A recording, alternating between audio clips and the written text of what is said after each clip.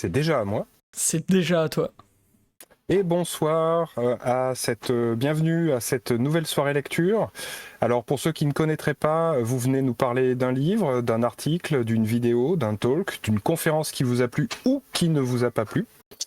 Voilà, l'idée c'est pas d'en faire un compte rendu, c'est plutôt de nous dire un peu de quoi ça parle, qu'est-ce que ça raconte, c'est quoi le thème, qu'est-ce qui vous a plu dedans, qu'est-ce qui vous a pas plu. Et pour animer la soirée ce soir, eh ben, on a pas mal de propositions en fait. Alors, je ne vous cache pas que ça s'est négocié un peu à la dernière minute. Du coup, la fin de soirée sera peut-être un peu à la carte, on verra. Toutefois, pour commencer, nous aurons un livre, Explore It, écrit par Elizabeth Hendrickson, qui nous sera présenté par Adrien. Ensuite, on passera à Domain Modeling Made Functional. L'auteur c'est Scott Vlashin et ce sera présenté par Romain. Et ensuite, eh ben, on verra. Ça pourra être soit des talks que Colin nous présentera, soit un livre de science-fiction par Florent, soit un article que Gauthier pourra nous présenter. Voilà, on verra un petit peu pour cette fin de soirée. Voilà, donc, eh ben, without further ado, Adrien, est-ce que tu peux commencer? Ok. Yep. Ben voilà, je voudrais vous parler d'une lecture que j'ai faite il y a un petit moment, mais qui m'a agréablement surpris. Je trouve que dans le monde du développement, on n'explore pas assez. On est, à mon sens, peut-être un peu trop sur les specs, sur ce genre de, on va dire, de cadre. Et je cherchais un petit peu un moyen de sortir de ça. D'aller un petit peu en dehors, de gratter un petit peu, de trouver des bugs un petit peu vicieux avant qu'ils nous trouvent. Et du coup, bah, j'ai trouvé ce livre-là.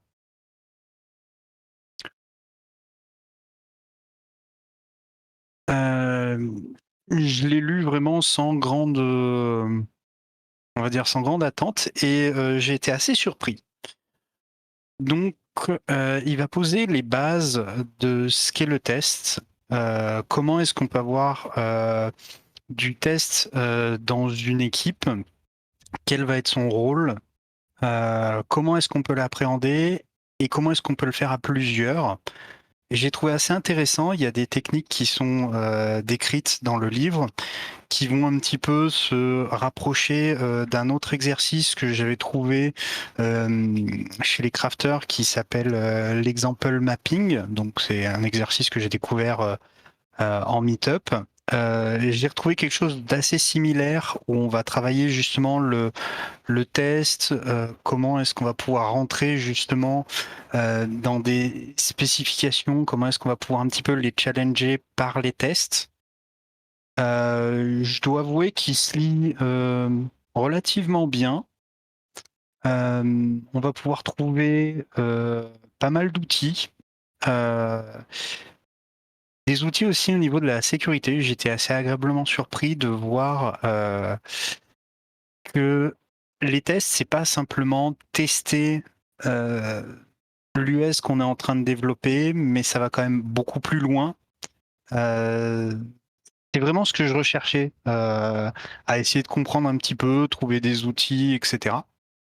Vraiment une très bonne lecture. Je vais le laisser à la découverte parce que c'est vraiment quelque chose qui mérite le détour. Il fait quoi? Il fait aller 150 pages. Il se lit très très bien. Donc voilà, c'est une très très bonne, on va dire, lecture pour sortir un petit peu du cadre standard du développement. Voilà. Ouais, je sais pas si. Eh ben, très bien. Merci pour ça. Est-ce que tu pourrais, moi je suis un petit peu curieux, pardon, j'aimerais bien en savoir un peu plus, là tu m'as mis l'eau à la bouche. Est-ce que tu pourrais un peu nous montrer, je sais pas, le sommaire, par exemple, nous dire un peu les différents items qui sont couverts dedans, histoire qu'on ait un peu plus une idée des thématiques abordées? Oui, j'ai oublié de le préciser, bah, du coup, il est en anglais. Donc du coup, donc il y a trois parties. Du coup, c'est Establishing Foundation. On va retrouver ensuite le Adding Dimension et le Putting It in Context. Du coup, c'est vraiment les grandes parties qu'on va retrouver. Ensuite, on va avoir On Testing and Exploration, Chapter Your Exploration, Observe the Details, Find Investing Variation, Evaluate Result. Et vraiment, en fait, cette première partie, avec tous les chapitres que je viens de vous donner, c'est vraiment en fait un petit peu le toolkit de base qui me manquait. Parce que il y a des petits tips, c'est pas des choses extraordinaires, mais c'est plein de petits détails qui, mis bout à bout, deviennent quand même assez intéressants sur comment est-ce qu'on peut appréhender ça. Pour le coup, j'ai fait cette lecture aussi, je vais le remettre dans le contexte, à un moment de ma carrière où j'étais positionné sur un poste où justement on commence à parler de lead quelque chose, etc. Et très très vite, on m'a posé des questions sur des choses qui sortaient de là. Et du coup, ça m'a donné suffisamment d'outils pour pouvoir au moins m'en sortir un petit peu et assumer un petit peu plus des questions qui sortaient un petit peu des cadres standards du développement. La deuxième partie, donc Adding Dimension, c'est vraiment là où on va retrouver un petit peu comment formaliser ça, comment pouvoir challenger un petit peu par le test nos spécifications. Donc là, on a Vary Sequence and Iteration, Explore Entities and their Relationship, Discover State and Transaction, Explore the Ecosystem. Donc là, on est vraiment sur vraiment du challenging un petit peu de nos US, parce que bien souvent, quand on reçoit, alors moi je vais parler d'US, d'une spécification, enfin un input pour lancer nos développements, les développeurs se posent pas, à mon sens, suffisamment de questions, enfin ceux que j'ai pu côtoyer, se posent pas assez de questions, ils prennent un petit peu le ticket comme ça, et hop, c'est bon, on y va.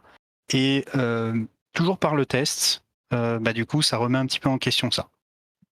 Ensuite, après, il y a le put it in context, où là, justement, on va apprendre comment est-ce qu'on peut appréhender, par exemple, de l'API, comment est-ce qu'on peut appréhender du web service, comment est-ce qu'on peut appréhender des sessions, tout simplement, d'exploration.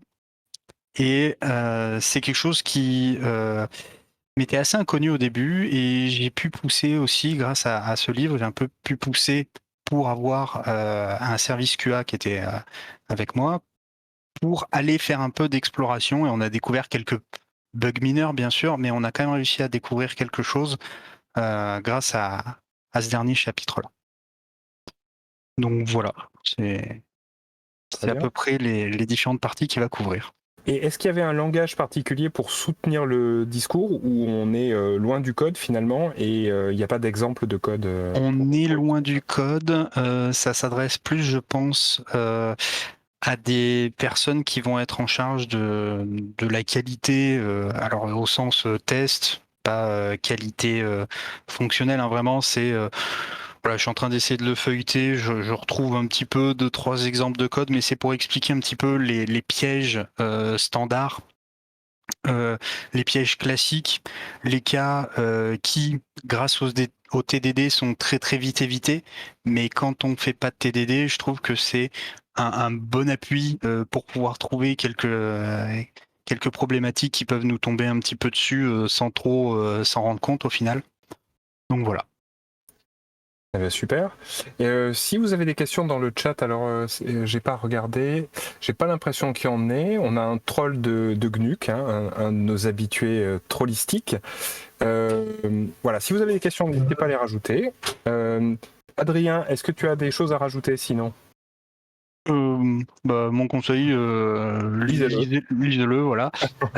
Si il y a des gens que je vais recroiser en présentiel, n'hésitez pas, je peux évidemment le prêter pour des personnes qui seraient intéressées. Donc voilà, très bonne lecture.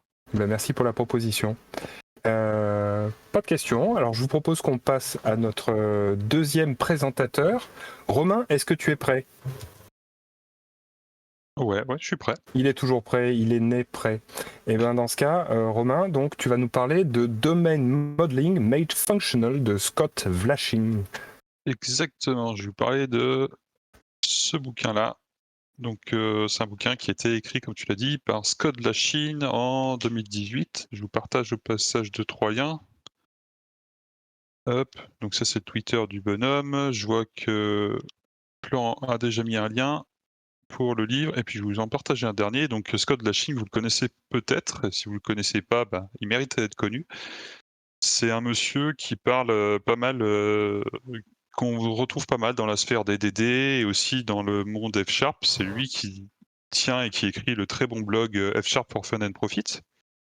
C'est si vous voulez apprendre un peu des concepts autour de la programmation fonctionnelle ou du F#, ou les deux, hein, pas interdit. C'est une très bonne base, un très bon matériel pour pouvoir apprendre.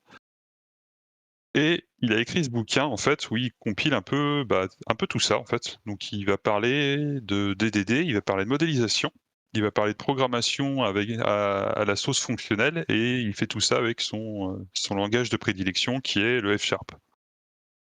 Donc beaucoup de choses pour un bouquin qui est finalement pas si épais que ça. Il fait un petit peu moins de 300 pages, donc vous attendez pas à quelque chose de très, comment dire? Très scolaire, très j'arrive pas à trouver le mot que je recherche. Bref, voilà, ça va plus être une introduction, de la découverte, vous donner des billes, les éléments de base pour pouvoir vous lancer dans cette approche-là.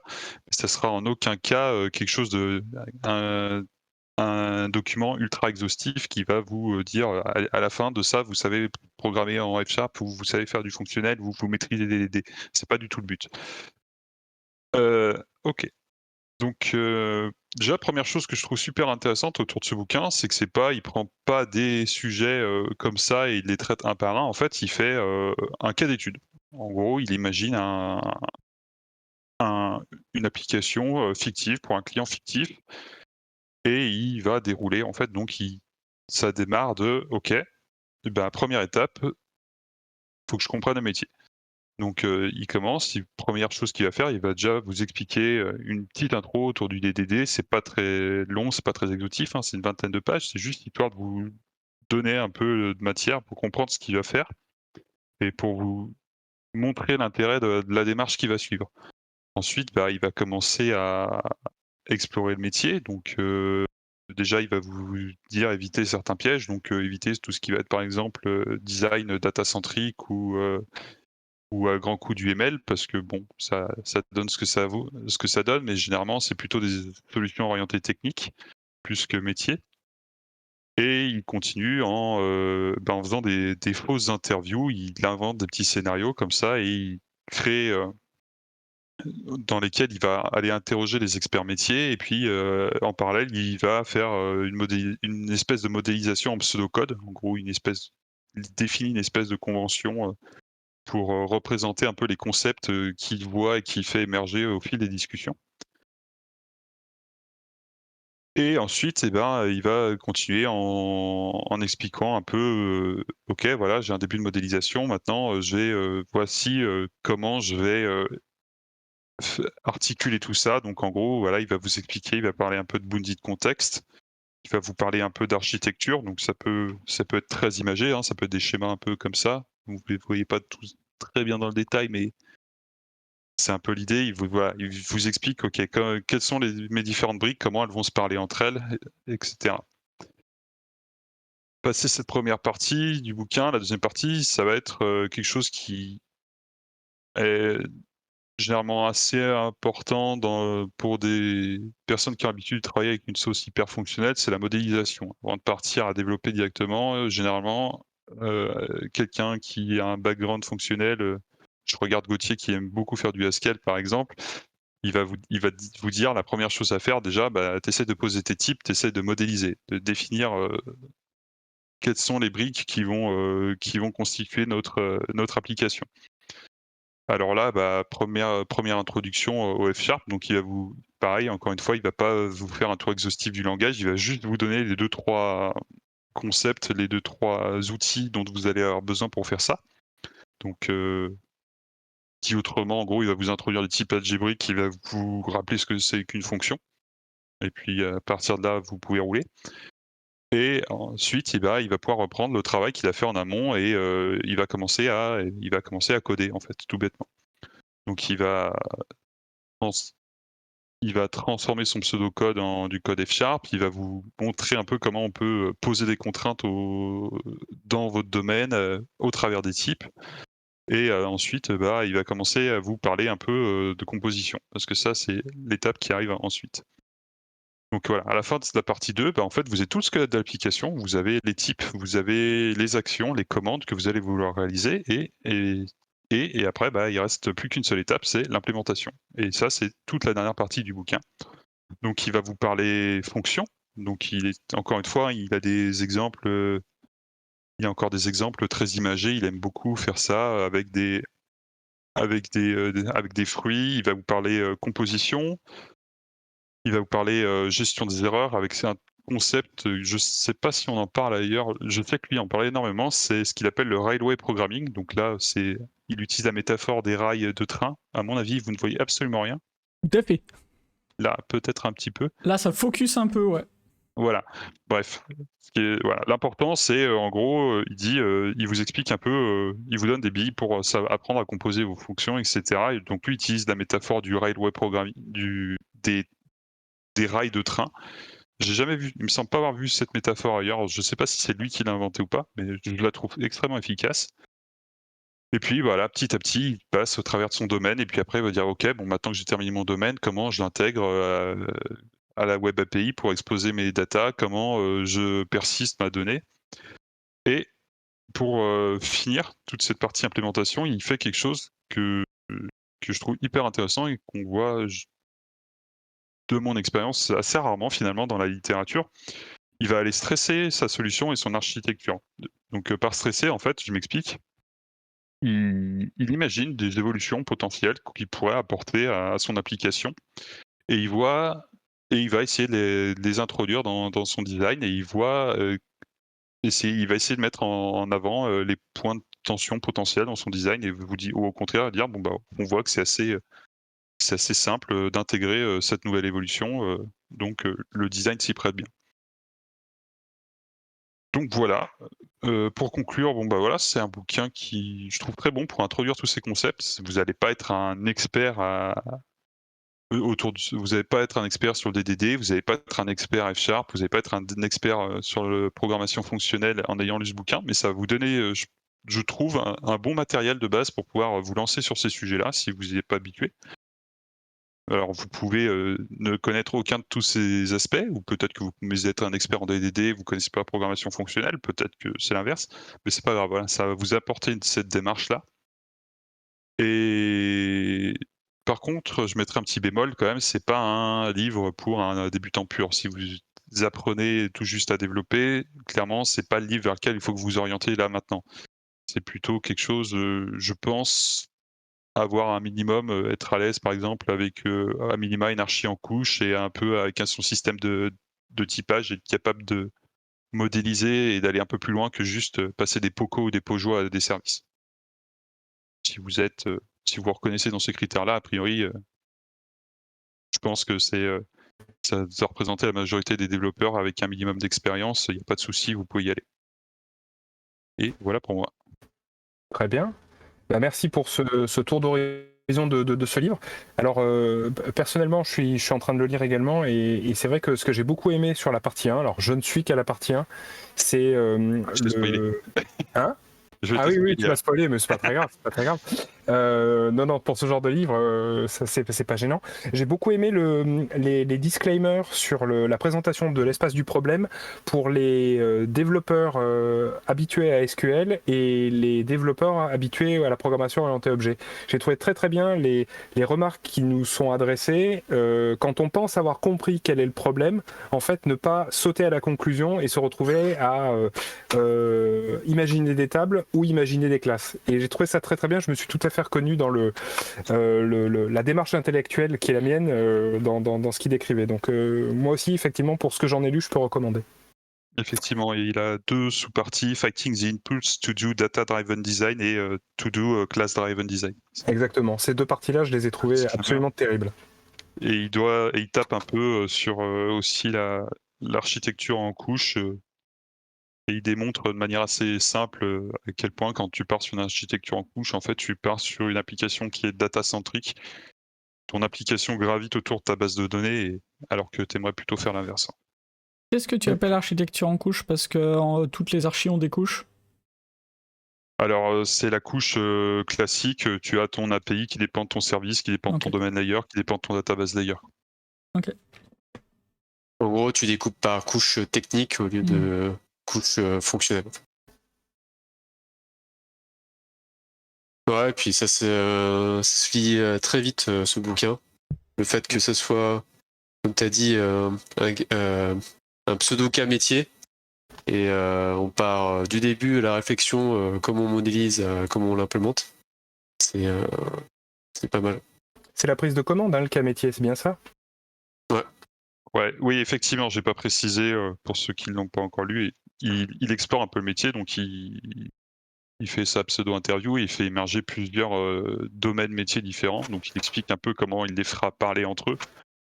Mais bon, ça n'aurait aucun intérêt de développer les 3 dans le bouquin, donc il en choisit un et il va dérouler l'implémentation pour un cas métier, pour un bounded de contexte particulier. Et du coup, ça fait 300 pages, mais avec vu qu'il y a pas mal d'exemples de code, etc., je pense ça se lit tranquillement en 2 semaines, sans forcer. Et je voudrais enfoncer une porte ouverte. Vous conseillez quand même cette lecture à un développeur qui fait de l'objet 8 heures par jour et qui est quand même très content de faire de l'objet? Ouais, tu pourrais explorer autre chose. Ah ouais, moi aussi, effectivement, pour réfléchir différemment, je trouve que c'est très intéressant. J'approuve. Je veux remonter quand même la blague de qualité supérieure de Arthur tout à l'heure dans le chat, puisqu'il est trop modeste, il n'osera pas. Puisque l'auteur de ce livre vit monade, il écrit monade, il lit monade. Oui. Ouais. J'espère qu'elle ne sera pas la postérité, celle-là. Mais en vrai, c'est pas vrai, parce que effectivement, quand il va t'introduire à web programming, d'une certaine manière, il t'introduit aux monades, sauf qu'il n'utilise jamais le terme et il va jamais aller t'expliquer tout l'aspect, entre guillemets, j'allais dire théorie et j'ai encore mangé le mot que je cherche. En gros, il y a tout un aspect mathématique en fait autour de la monade et lui, il va pas du tout partir dans cette théorie-là. C'est pas du tout le but. Lui, il montre académique, comment c'est ça le mot que tu cherches? Peut-être académique, c'est pas encore tout à fait le mot que je cherchais, mais on se rapproche de l'idée. Mais voilà, toute la démonstration en fait, la preuve formelle, voilà, que cette chose-là est une monade. Et lui, c'est pas du tout sa démarche. Lui, il cherche juste à te montrer comment tu peux composer des choses qui, au premier abord, composent pas ensemble, quoi. Eh bien, très bien. Est-ce qu'on a il utilise, effectivement, il utilise très peu de vocabulaire. Et quand il introduit un nouveau vocabulaire, il revient plusieurs fois. Et à la fin de chaque chapitre, il résume les 3-4 vocabulaires qu'il a rajoutés. Et ça fait que c'est vraiment pas du bourrage de crâne, c'est vraiment plus pour apprendre la philosophie, etc. Et pas apprendre du vocabulaire juste pour apprendre du vocabulaire. Très bien.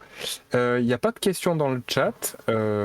C'est votre dernier moment pour vous manifester avant que nous passions à la 3e partie de notre soirée. Allez, pas de questions. Du coup, j'ai le plaisir de vous annoncer Gauthier. Après, n'hésite pas à attendre un peu parce que tu as un lag. Je peux attendre un peu. Alors, je peux quand même annoncer, c'est pas très grave. Donc notre prochain participant est un habitué. Il s'agit de Gauthier qui nous parlera d'un article. Alors j'ai la référence dans un coin. Specifying State Machines with Temporal Logic, un article écrit par Oscar Wickstrom. Ah, et voilà la référence de l'article. C'est extraordinaire, ça arrive en temps réel. On se donne encore 10 secondes. avant de passer à Gauthier. Et préparez vos meilleurs trolls, hein, bien sûr, pour vous venger de tous ceux que Gauthier a pu vous mettre quand il était dans le chat. Surtout, c'est le moment. C'est maintenant. C'est le moment. Sachant que c'est eu pour rien, donc il y aura escalade. Eh ben allez, on peut y aller. Alors Gauthier, c'est à toi. Ouais. Donc c'est un article sur lequel je suis tombé il y a quelques semaines. En soi, l'article est pas fou. En fait, l'idée de base de cet article-là, c'est comment est-ce que dans un contexte donné qui est un langage qui est proche de ce qu'on pourrait faire en TLA+, pour je sais pas s'il y a Teva dans le chat. Grosso modo, l'idée c'est de représenter un système par les interactions qu'il peut avoir au cours du temps. Et il y a un bien plus dans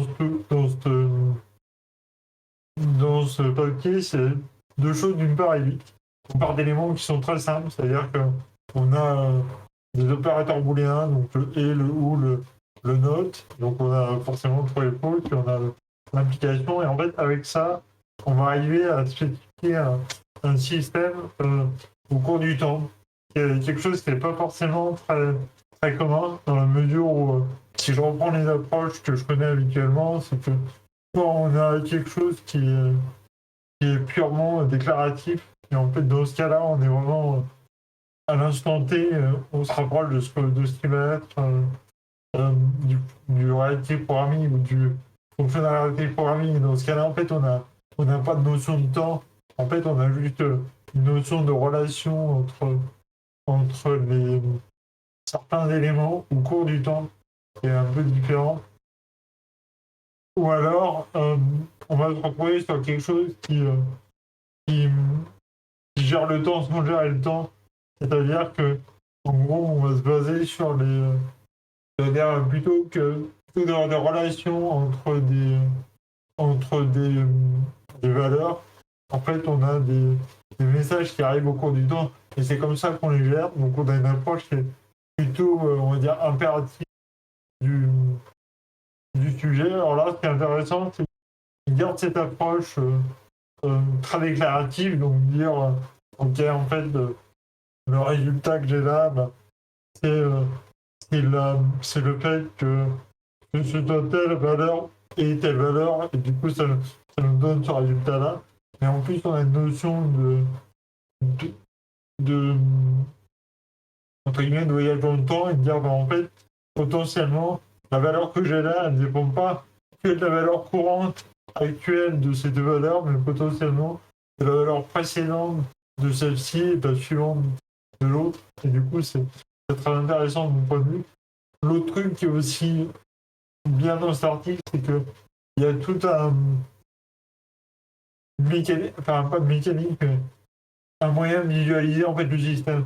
Et c'est un peu ce qui manque en général, soit dans la programmation générale ou là dans les diagrammes articulés, c'est que grosso modo, il y a tout un système de représentation de la valeur au cours du temps, c'est-à-dire il y a vraiment des schémas, etc.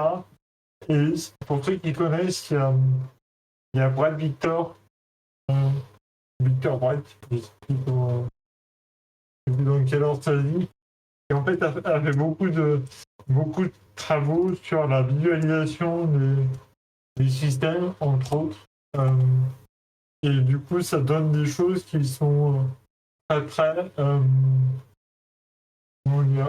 visuelles et très graphiques. Et du coup, en termes d'apprentissage et de représentation mentale des systèmes, je trouve ça pas intéressant, même si je suis pas forcément quelqu'un de très visuel, mais c'était relativement agréable de regarder notamment ces talks qui sont impressionnants à mon sens, ou même tous les travaux qu'il a pu faire là-dessus. Voilà.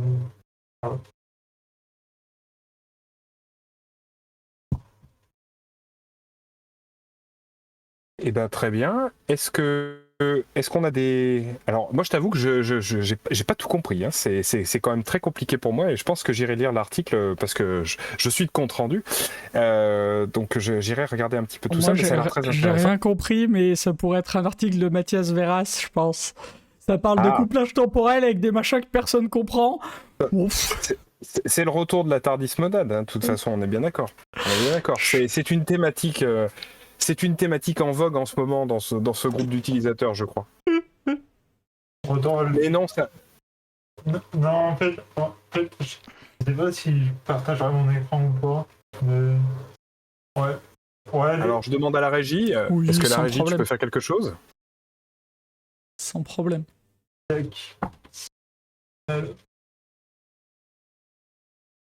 On a une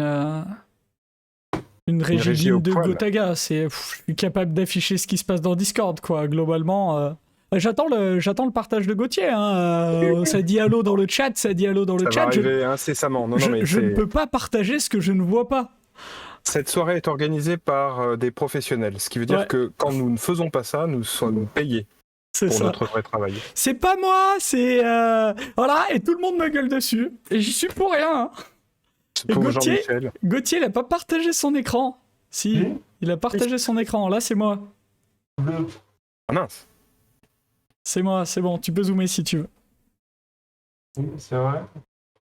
Du coup, voilà, l'idée, parce qu'il y a en plus, c'est que du coup, on part avec des choses qui sont relativement simples, donc c'est de la logique booléenne avec voilà, et ou note et l'implication. Et en fait, l'idée, c'est que on a un état qui va varier au cours du temps. Donc, par exemple, là, c'est P et Q, et dire P est true, et après false. Du coup, c'est comme ça que c'est représenté.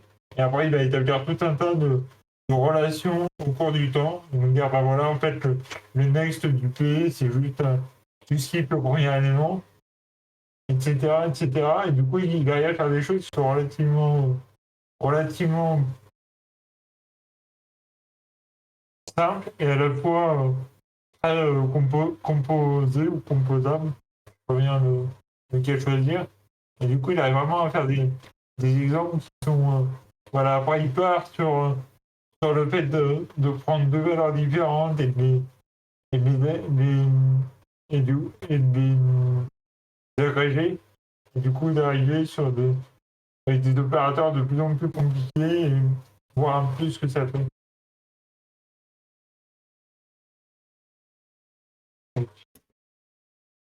Ça a l'air Mais du coup, intéressant. Ah, pardon, vas-y. c'est une philosophie, c'est une réflexion sur un formalisme pour résoudre ces problèmes, ou c'est plus une explication de son langage? Non, en fait, pour moi, il y a deux niveaux. Il y a le fait que oui, en fait, c'est un peu comme beaucoup d'articles et de bouquins, c'est-à-dire qu'en gros, il essaie de justifier la manière dont il a construit son langage, mais en fait, en soi, l'idée, moi, ce qui m'intéresse, c'est que son langage, soyons clairs, je ne vais pas l'utiliser demain, ou à moins qu'il y ait un cas de force majeure, mais l'idée, c'est vraiment de donner nos perspectives sur la manière de concevoir les systèmes. En fait, aujourd'hui, de mon point de vue, il n'y a pas 36 manières de voir les systèmes machines. Et en général, ce qu'on fait pour le représenter visuellement, c'est de dire, en fait, on a un gros graphe avec toutes les transitions qu'on peut avoir et les différents états. Alors que, in fine, là, ce qu'il propose, c'est d'avoir quelque chose qui est légèrement plus formel, mais à la fois qui soit beaucoup plus, on va dire, clair dans la manière dont le déroulé est fait. C'est-à-dire que là, finalement, une fois que le système est modélisé, on a la capacité avec son visualiseur de dire, voilà au cours du temps, comment est-ce que le système peut évoluer. Et en plus, ce que je vois, c'est qu'il a pris un cas d'usage contemporain, puisque ça parle de GDPR, enfin de RGPD dans le texte. Ouais. Donc c'est un exemple, je pense, auquel on est nombreux à être confrontés. En fait, l'idée l'idée de son truc, parce que je dis pas de bêtises, le, mince, le, je crois que son langage, il est plutôt appliqué ou applicable au côté browser. Et en fait, l'idée là, qu'il a, c'est d'être en mesure de, par exemple, de représenter à quel moment on est censé faire une transition. C'est-à-dire dire, bah, voilà.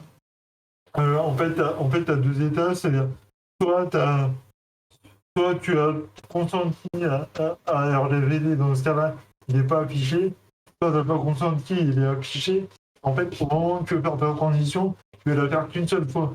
C'est-à-dire, si par exemple, je consens aujourd'hui, je ferme un page et demain je reviens dessus, je ne peux pas retrouver la transition de...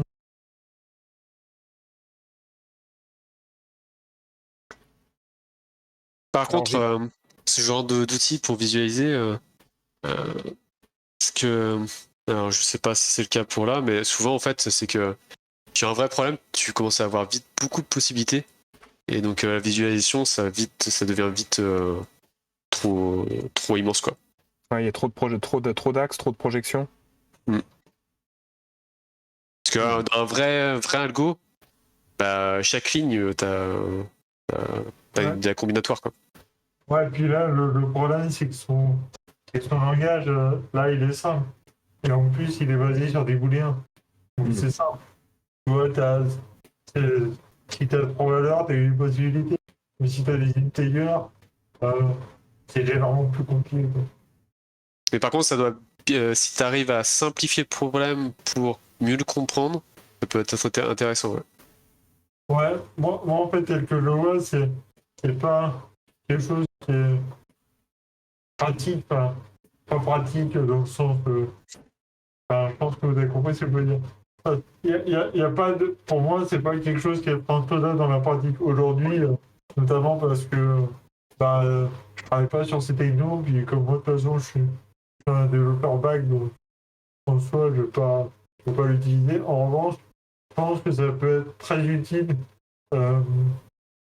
pour ta réflexion. C'est-à-dire, quand tu es en train de formaliser ton système, essayer de comprendre plus ou moins comment il va réagir, plutôt que d'avoir ton simple diagramme avec tes transitions et tes états, je pense que ça t'apporterait le plus.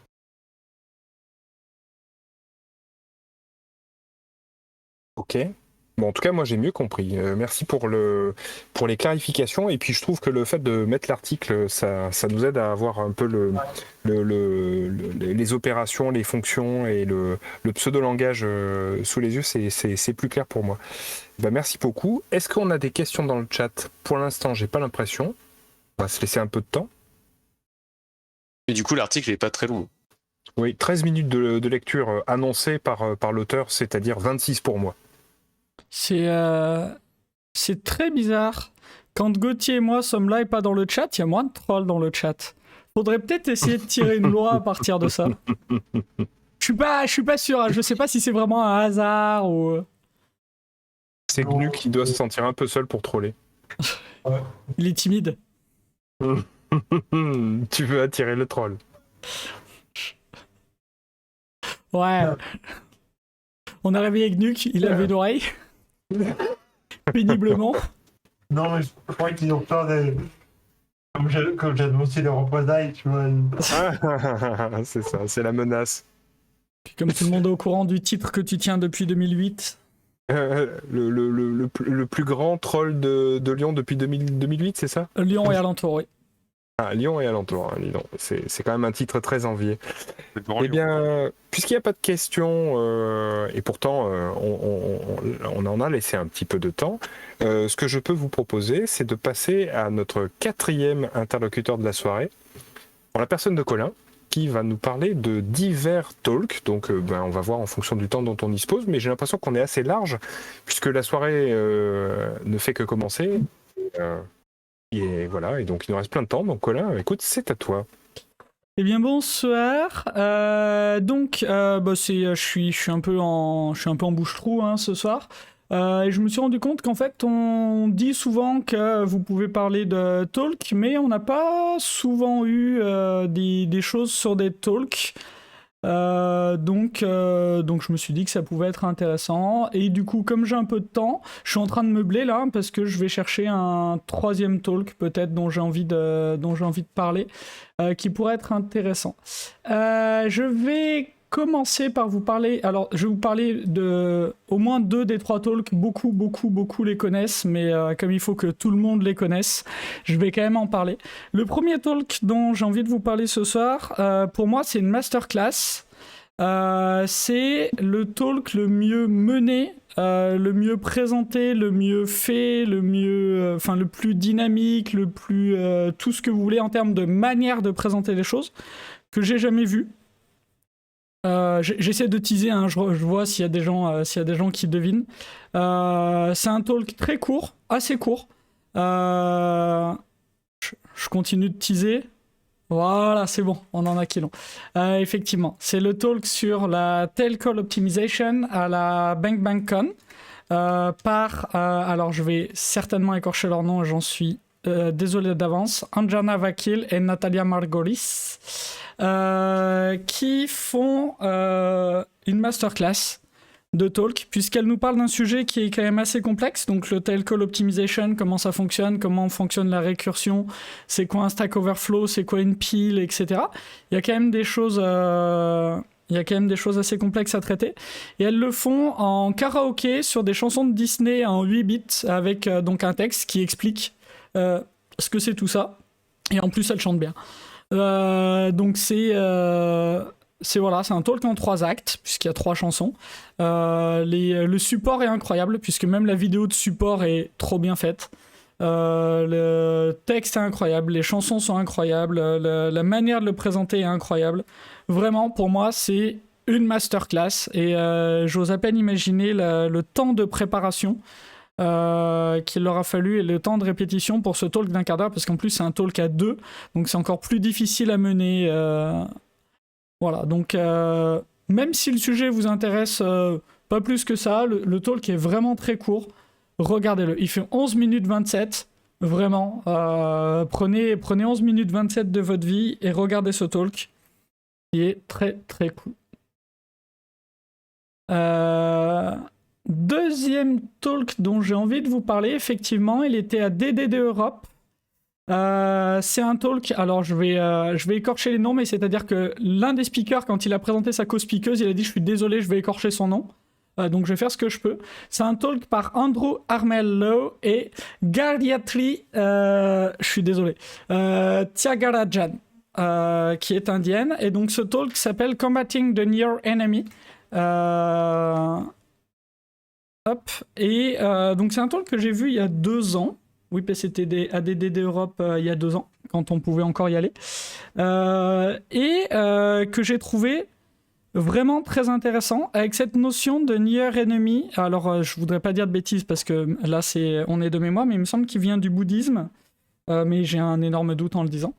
Et où, en gros, de ce que j'en ai retenu, c'est quelque chose, on a l'impression que c'est la cible qu'on veut, mais en fait, pas du tout. Faut avoir un nom imprononçable. Non, le troisième talk dont je vais parler, je peux prononcer le nom du speaker. Quand j'ai essayé de te faire flipper pour ton premier voyage en avion, est-ce que j'ai réussi? Oui, c'est ça, voilà. Donc à écrire, moi aussi, je peux faire des copier-coller, Flo, mais à prononcer, voilà, je ne sais pas prononcer son nom de famille. J'en suis désolé. Et donc, ce talk, j'ai vraiment beaucoup aimé cette notion de... On pense y être, mais en fait, non, on est sur un near enemy, on est sur quelque chose qui est vraiment... ça smells like it, looks like it, mais c'est pas du tout la cible à laquelle on veut aller. Et il parle de pas mal de near enemy. Et c'est un talk où je me disais, quand la vidéo sera disponible, je le re-regarderai. Ce que j'ai pas fait, bien sûr, mais j'avais beaucoup aimé. J'avais beaucoup aimé de mémoire, donc je vous le conseille. Faut bien que tu échoues dans la vie, c'est ça. Je vous le conseille très fortement. Et ensuite, de quoi je vous parle en troisième talk? Alors, peut-être mention honorable, pareil pour des talks que vous connaissez peut-être un peu moins. Experiment in Reasoning de Aslam Khan, que j'ai beaucoup aimé aussi. C'est très intéressant d'avoir le parcours du monsieur, comment il en est arrivé là, comment il a... quelle est sa réflexion sur notre métier, etc. Donc mention honorable, et bien sûr le dernier talk, je pense que vous l'avez à peu près tous. Celui dont j'ai envie de parler, c'est Continued Learning the Beauty of Maintenance de Ken Beck, donc qui nous présente 4 talks en un. Donc Ken Beck, que je connais un peu plus, donc je peux en parler un peu plus. Papa de Extreme Programming, une des personnes qui a largement popularisé le TDD, lui dit qu'il ne l'a pas inventé, qu'il l'a juste redécouvert, mais voilà. Auteur des premiers frameworks de tests unitaires, donc S-Unit en Smalltalk. Chaka Khan, non, je pense pas qu'il y ait de rapport entre Chaka Khan et Aslam Khan, mais bonne blague. Et donc, dans ce talk, il nous parle de 4 talks, Ken Beck. Alors, j'ai un doute. Signataire du manifeste agile, bien sûr. Sur le truc de Java pour les tests, peut-être, je ne sais pas. Cet homme a fait beaucoup de choses. Et en ce moment, il embauche dans son équipe, puisqu'il est devenu manager depuis peu. Donc, si vous voulez, vous pouvez aller travailler avec Ken Beck. Il me semble qu'il fait du Ruby. Et donc il parle de 4 talks, donc c'est vieux, hein, j'ai pas tout en tête, donc je vais essayer de vous le ressortir comme ça vient. La première partie de son talk, qui nous parle de la gestion du stress avant la prise de parole, et il nous parle d'un livre qui doit être de Soprano Honor Ed, que j'ai pas lu encore. Pareil, je me suis dit que je le lirais, je l'ai pas fait. Et en gros, la petite conclusion qu'il a, et la phrase qui m'a marqué, c'est... quand vous êtes enfant, derrière la porte, avant d'ouvrir les cadeaux de Noël, vous avez mal au ventre, les mains moites, vous tremblez, etc. Vous êtes nerveux. Avant d'aller à un talk, vous avez mal au ventre, les mains moites, vous tremblez. Et pourtant, avant d'aller à un talk, c'est du stress. Alors que quand vous étiez enfant, c'était pas du stress, c'était de l'excitation. Alors maintenant, avant de monter sur scène, je suis excité, je suis pas stressé. Et donc, il nous explique ça au travers d'une de ses expériences personnelles, d'un des premiers talks où il s'est littéralement liquéfié avant de monter sur scène et où il a pas fait la... Enfin, pour lui, c'était gênant de passer autant d'énergie à ça. Il bosse pour un marchand de nœuds papillons, peut-être. Donc ça, c'était première partie. Deuxième partie, il nous a parlé de couplage et de cohésion. Donc c'était la partie... un peu plus geeky stuff, très intéressant, mais pas forcément la partie où j'ai le plus appris, voilà, des trucs cool.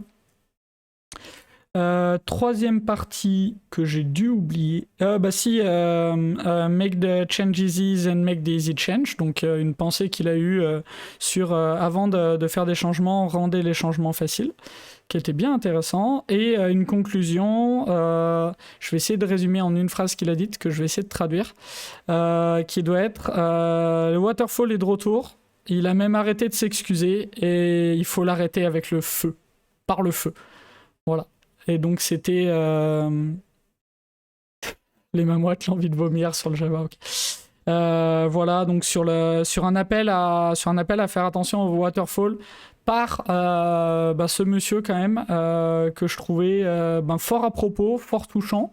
On sentait que lui ça lui faisait quand même quelque chose de voir ce retour. We cannot de DDD Europe, ce talk là. Voilà, donc j'ai beaucoup aimé, j'ai vraiment beaucoup aimé ce talk. Puis voilà, est-ce que vous avez des questions, des remarques, des insultes sur ça? Ce que je peux dire, c'est que c'était un talk dont tu avais beaucoup parlé, effectivement, je crois, juste après l'avoir vu. Et donc moi, j'étais allé le voir, effectivement, j'avais trouvé ça très bien. Sa remarque sur le couplage, je l'avais probablement moins aimé que toi, mais parce que c'est quelque chose qu'on pratiquait là où je bosse, un peu sans le savoir. Nous, on appelle ça la rétro du pauvre. Du coup, ça montre bien qu'on est vraiment moins bon en marketing que Ken Beck. Ça n'empêche pas que c'est une excellente idée et que c'est pour moi la seule bonne manière de faire communiquer deux applications sans prendre, en tout cas la seule que je connaisse, sans se prendre les pieds dans le tapis. Et sinon, pour tout le reste des remarques, oui, je suis complètement d'accord, effectivement. Et le fait de combattre Waterfall avec le feu, j'ai trouvé ça très très bien. Voilà, très très bon talk, très bien mené. C'est un excellent speaker qui sait vraiment gérer son rythme sur un talk improvisé comme ça. Vraiment vrai. très très bon. Mais voilà, j'en parle très souvent et donc je voulais aussi parler d'autres talks qui sont tout aussi intéressants, dont on a peut-être un peu moins parlé et qui me semblent intéressants à voir. Pour la petite blague, pendant le talk de Aslam Khan, nous on est allé au Lightning Talk. Puis il n'y avait pas beaucoup de monde au Lightning Talk et le grand amphi était vraiment vraiment plein parce qu'on savait pas qui était le monsieur. Et donc c'est dans ces moments-là où tu te dis tiens, j'ai peut-être un mauvais casting. Tu sais, quand t'es en conférence et qu'il y a personne dans ta salle et qu'il y a une salle qui déborde, tu dis tiens, peut-être quelqu'un que je connaissais pas et j'aurais dû. Et très Ça, intéressant. C'est souvent que tu as loupé une personne très reconnue dans son domaine, mais que tu connais pas ce domaine. C'est ça. Effectivement. Moi, j'avais eu ça à Mixit, je crois, avec quelqu'un qui était venu parler justement de catégorie des théories, enfin théorie des catégories, pardon, dans le bon sens. Et effectivement, visiblement, le monsieur était très très très connu et il y avait eu un vidage de pas mal de salles au moment où il était passé. Ouais, ça arrive. Mais avec les années, on commence à connaître les speakers et moi, je fais plus les confs en regardant les speakers que les abstracts ou les sujets ou les machins. Je vais plus aller voir des speakers que j'aime bien et je passe des meilleurs confs comme ça. Parce qu'en regardant les sujets, en le faisant au bullshit maître, c'est souvent pas incroyable. À la 17e conf sur l'installation d'un cluster cube. Oui, et puis c'est vrai qu'un speaker, ça fait quand même pour au moins 50% d'une présentation facile. Et donc effectivement, quand tu sais pas trop, ça peut être aussi une solution de facilité de se tourner vers quelqu'un dont tu sais qu'il va te faire une très bonne présentation. Mais bon, il faut aussi donner sa chance aux jeunes. Hein. C'est ça, je contrebalancerais sur ça. C'est souvent en fait, ce qu'il faut aller, c'est pas forcément le sujet qui nous plaira idéalement, etc. Surtout dans une conférence qui n'est pas spécialisée sur le sujet, parce qu'il sera certainement pas assez pointu par rapport à la connaissance qu'on a, etc. Je trouve que c'est intéressant d'aller justement sur des sujets que on serait pas allé s'il n'y avait pas la conf. Et là, c'est assez bénéfique pour l'ouverture d'esprit et les surprises, quoi. Bah, souvent, les speakers que je vais voir, ils parlent de sujets que j'y serais pas allé. Ouais, après, les speakers très connus, après, t'as beaucoup de chances de pouvoir les revoir ailleurs, etc. Donc, je suis pas sûr que ce soit la stratégie à adopter absolument. Pour moi, il faut faire les deux. Si t'as un créneau où tu sais pas trop là où tu vas aller, des fois, une stratégie toute bête quand t'es en conf, c'est tu piques random un talk, tu y vas. Après, la règle des 2 pieds, ça marche aussi en conférence. Si vraiment t'apprends rien ou ça t'intéresse absolument pas, rien ne t'empêche de sortir et d'aller voir ailleurs. Il est l'occasion d'aller vider les goodies, si c'est une conf assez grosse. Après, si à l'époque, quand les conférences étaient en présentiel, un temps lointain. Oh, il y avait Blend aujourd'hui, c'était présentiel. Hein. Ouais, il y avait Blend. En fait, si tu sais pas talk, un des trucs les plus importants dans une conférence présentielle, c'est les couloirs, quoi. C'est discuter dans l'échange, etc. Parce que maintenant, la plupart des talks sont filmés, etc. Donc, la probabilité de pouvoir le revoir est assez grande. Par contre, toutes les discussions qu'on peut avoir entre les couloirs, etc., ça n'a pas de valeur, quoi. C'est une chance unique. Les conférences... Je veux dire, ce qui a même inspiré le concept des zones conférences. C'est ça. Les conférences entre les conférences sont même souvent les meilleures. D'ailleurs, est-ce que... alors, normalement, on ne fait pas notre pub perso, mais est-ce que est-ce que les vôtres sont prévus, Flo ? On en parle, donc on a le droit d'en parler, c'est bon. Alors, il y en a une qui est prévue, mais je crois que la date n'est pas fixée, et je crois qu'il y a une discussion pour que ce soit en présentiel. Alors, je sais pas, les places seront limitées, donc je ne sais pas beaucoup plus, ça sera début juillet. La prochaine conf. Mais par contre, il y en a une à la fin du mois de Lyon Tech Hub. C'est la rencontre des communautés Lyon Tech Hub. Donc, il y a une fois par an, on fait un truc où toutes les communautés sur Lyon Tech essayent de faire un événement commun et ça tourne dedans. Et donc, quelqu'un à la date 24. Voilà, donc le 24, le jeudi 24 au soir. C'est le même jour qu'une sur autre. Discord. C'est le même jour qu'une autre conférence. Parce qu'on est très très bon. puisque c'est le même jour que la conférence de DDD Europe du 24-25. Mais c'est pas grave, c'est pas les mêmes heures. Et on take up, de toute façon, c'est beaucoup plus la même important. public donc, aussi. Et puis, du coup, si Florent, la date elle a l'air d'avoir été fixée au 5 juillet pour la deuxième que tu évoquais. Cool. On n'en voudra Et pas en tout trop à cas, DDD regardez Europe. le site de Lyon Tech Hub, vous avez un agenda et il y a toutes les dates dessus. Et faites des Unconf si vous avez jamais fait, c'est vrai que c'est assez incroyable. Faut oser un peu aller voir les gens, mais c'est vraiment trop cool et c'est vraiment la partie intéressante des confs. Et je vous encourage à appliquer la règle des 2 pieds en conférence. Hein. Je l'ai fait ce matin. Voilà. C'est la première fois, c'est difficile parce qu'on a l'impression de manquer de courtoisie, mais parfois c'est vraiment nécessaire. C'est mieux que de mettre un rôti pourri à la fin.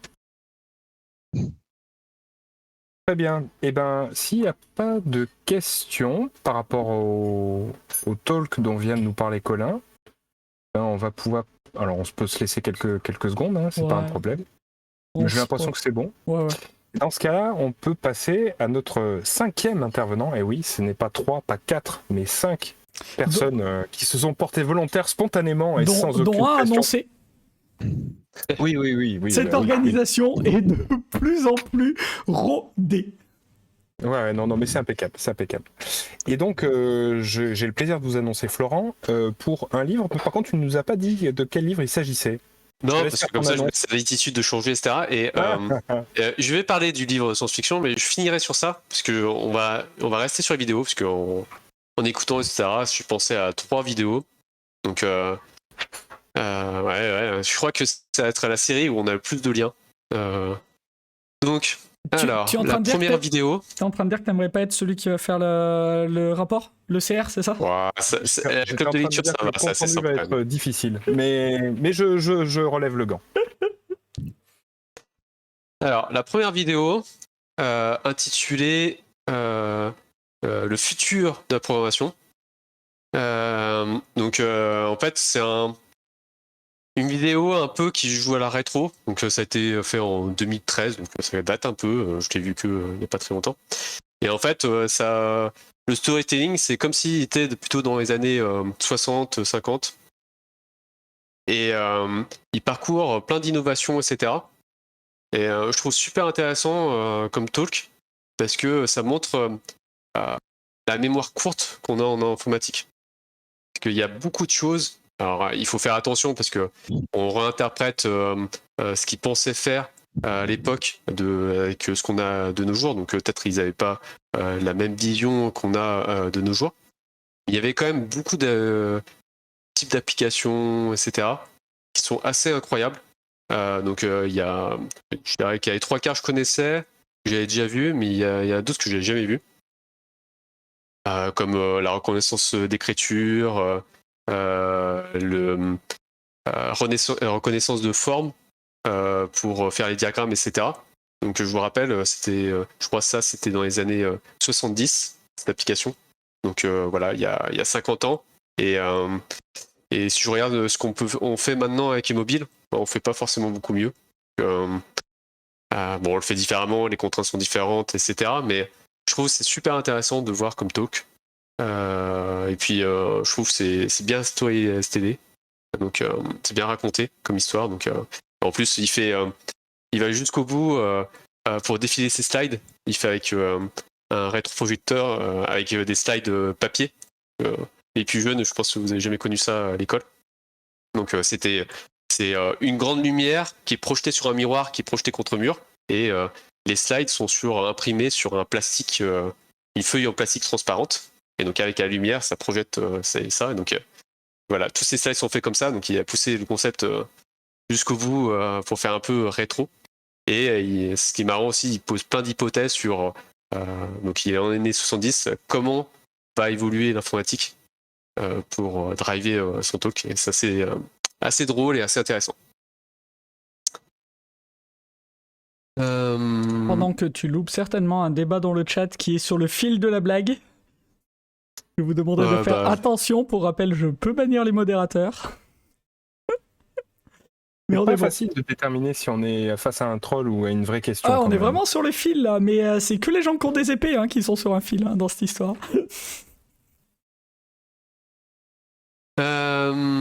Ok, alors, l'autre vidéo, là, on change de sujet.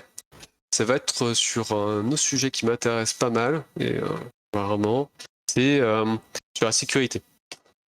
Donc là, c'est deux personnes qui viennent pour expliquer un peu comment ils ont trouvé une faille sur l'échange de mails avec des mails chiffrés. Et donc les différentes failles qu'il pouvait avoir sur les clients, etc.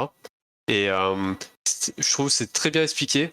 Il n'y a pas trop de baratin, etc. C'est bien illustré. Et ça illustre un peu les problèmes qu'on peut vite avoir à cause de formats qui sont trop open, etc. Donc par exemple, les PDF, on peut mettre plein de trucs. On peut mettre du JS, par exemple, dessus. Le format aussi est tout bizarre. Donc on peut... dans le format, c'est prévu de pouvoir chiffrer juste une partie du PDF.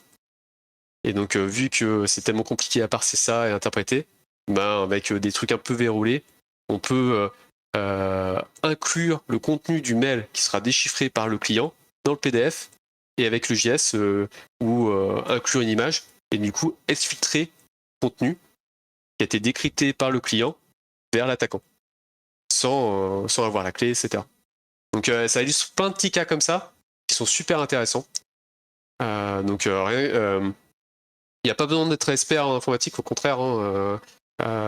C'est plutôt justement pour sensibiliser sur les problématiques qu'on peut introduire si on pense pas un peu à tout ça, si on pense pas un peu sécurité et de bien définir ces formats de fichiers et ce qu'on peut attendre. Voilà. Un autre truc sur la même thématique, dernière vidéo, c'est comment un gars il s'est amusé à pirater. Donc c'était la dernière console de Nintendo, donc après ça date un peu, une console portable, et comment il a piraté pour un peu trafiquer des jeux, etc. Et pareil, c'est super bien expliqué par étapes, comment il s'est connecté en debug, quelles sont ces étapes pour comprendre un petit peu plus le mécanisme de sécurité de Nintendo, etc. Et toutes les petites étapes qu'il a fait pour exfiltrer des informations et à la fin de pouvoir faire ce qu'il veut sur la console. Donc pareil, je conseille à voir. Alors sur Moi, ça, je trouvais super intéressant. j'ai envie de nous faire une auto-promo et de remettre un talk un peu sur le même sujet qu'on avait hosté, The Old Man Glitch, avec beaucoup de glitch aussi sur Pokémon et sur la Game Boy. Voilà. Voilà, c'est un peu la même philosophie. Là, c'est surtout centré sur le hard, mais c'est le même esprit. Moi, je trouve ça super intéressant, la façon dont on peut... c'est de hacker le système dans le bon sens, quoi. Dans le sens originel du terme, quoi. Voilà, donc après, déjà sur cette vidéo, je sais pas si vous avez des questions. Personnellement, pas de questions. Par contre, très très envie d'aller regarder tout ça. C'est des sujets qui m'intéressent beaucoup. Pour voir un peu tout ça. J'avais vu une Wii se faire hacker par des amis à moi, et c'était très intéressant de voir effectivement des systèmes de blocs qui se référencent les uns aux autres, un peu comme une chaîne de sécurité à l'intérieur de la console, et de voir que finalement quand tu pétais un bloc, il fallait péter la sécurité, qui allait péter la sécurité, il fallait péter la sécurité de la sécurité, la sécurité de la sécurité de la sécurité, et etc. Et tu avais une chaîne immense. Une fois que tu l'avais pété, après tu étais a priori tranquille. Mais bon, pas ma spécialité du tout. Par contre, effectivement, par curiosité, aller regarder ce genre de choses, pourquoi pas. Donc ouais, très très curieux. Surtout que c'est des équipements que pour certains d'entre nous on a à la maison, donc voir un peu ce que d'autres arrivent à en faire, que jouer finalement, ma foi, pourquoi pas. Est-ce que c'est pas une forme de jeu? C'est une forme de jeu en fait, hein. C'est complètement ça. Du coup, pas forcément une question, mais juste une remarque dans la même veine. Il y a aussi Nasser qui est donc Il a écrit pas mal de bouquins, notamment sur le back-end, et il dépile beaucoup d'exploits qui ont été publiés il y a plus ou moins longtemps sur sa chaîne. Et ce qui est très intéressant dans ce qu'il fait, c'est que il va pas forcément très loin dans l'exploit, mais du coup, il en profite pour poser les bases des systèmes qui sont traversés, pour expliquer, ou du moins pour rappeler comment ça fonctionne et pourquoi, en fait, quand les planètes s'alignent, on arrive à ce genre de problème. Et j'aime bien son style de narration. Je vais coller dans le chat. Ouais, bah, la faille sur les mails, c'est exactement ça. En fait, limite, les différentes façons d'exploiter l'exploit, à la limite, c'est trivial quand tu connais un peu le truc. Mais c'est surtout l'explication du format PDF. Donc déjà, savoir comment c'est structuré, etc.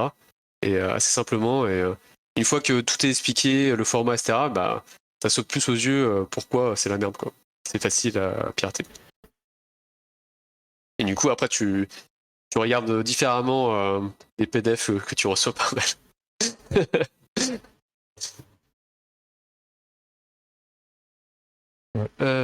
Ok. S'il n'y a pas d'autres questions, je voulais parler le fameux bouquin de science-fiction. Ah, le fameux.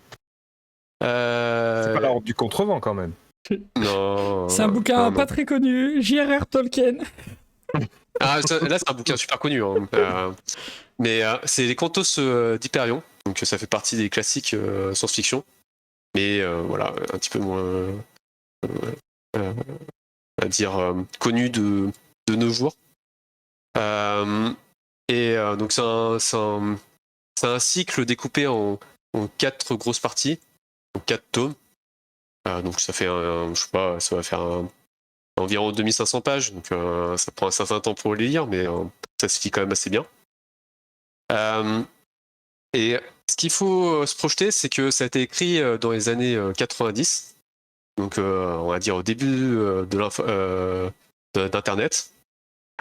Et en lisant de nos jours, je trouvais qu'il y avait beaucoup d'idées de réflexion qui sont super intéressantes sur notre dépendance à l'informatique, etc. Donc je peux pas vous raconter plus l'histoire parce que sinon je suis trop spoilé. Mais du coup, je trouvais voilà, la problématique, la trame qu'on a un peu dans tout le long de l'histoire. Donc il y a 2 trames. Il y a une trame un petit peu plus philosophie, la relation, on va dire, qu'on a entre la vie et la mort, et une autre sur la dépendance qu'on peut avoir avec justement l'informatique, etc. Et surtout ces autres problématiques qui, quand je me projette dans les années 90, je trouve qui étaient assez incroyables. Je sais pas s'il y a d'autres personnes qui l'ont déjà lu. Alors, apparemment, Diandro, c'est fan, hein, donc... Lecture que tu recommences si on a une dizaine d'années de lecture devant soi, quoi. Ouais, après... Ouais, voilà, il faut... Bah, après, ça se dit quand même assez vite, hein, mais... Ouais, je crois que... je suis pas le seul bouquin que j'ai lu, hein, mais... je crois que c'était ma lecture... J'ai dû commencer en janvier-février et j'ai fini il y a un mois, quoi.